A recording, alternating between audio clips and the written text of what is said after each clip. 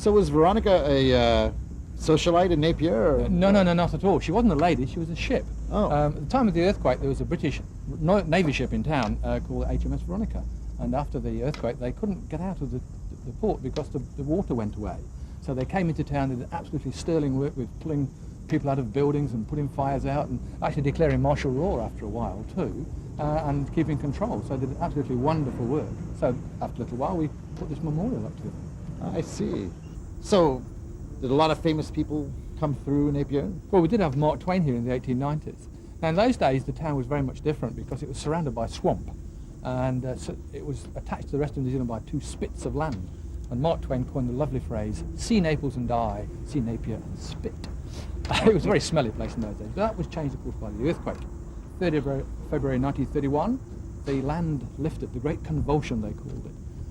And the whole town was destroyed, but effectively the land lifted up 15 feet, dropped back 8 feet and landed up 7 feet taller than it was before, all in 2 minutes, or 2.5 minutes. Well, the town was destroyed, it was gone. And there was a move to actually just move away, forget it. But no, they got together and they appointed 2 chaps, an engineer and a lawyer, inevitably. And they said, no, we were going to rebuild the town. And between them and the architects, they replanned the town, and they replanned it in the modern style. And they said, we're going to have wider streets, no telegraph poles, no lighting columns, everything's going to be underground, smooth, sharp lines, it's going to be a really modern city. So there was this massive effort, and how did they finance it? Well, again, mostly from loans, and the government couldn't give them any money because they hadn't got any.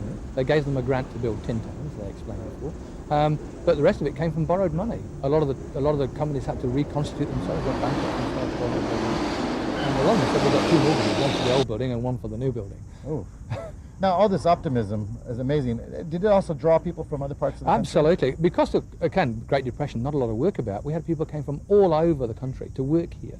Craftsmen, especially plasterers and concrete people, because that's what the town was built of. They came in droves. We have records of men walking from Auckland. We're talking about 450 kilometres to work here. And a lot of them worked voluntarily. We had camps of men here, and they were fed and watered here, but didn't get any money, but worked clearing rubble and stuff like that for nothing, just to help out.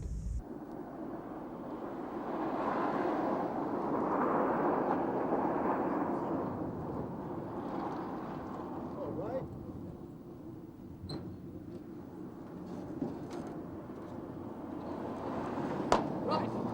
Well then, Penguin, I think it's everything for the trust in the Lord.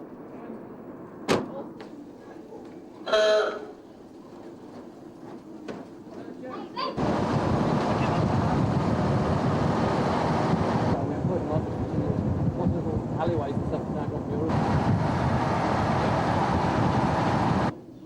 What ho, chaps, spiffing day. How are you? Absolutely splendid, isn't it?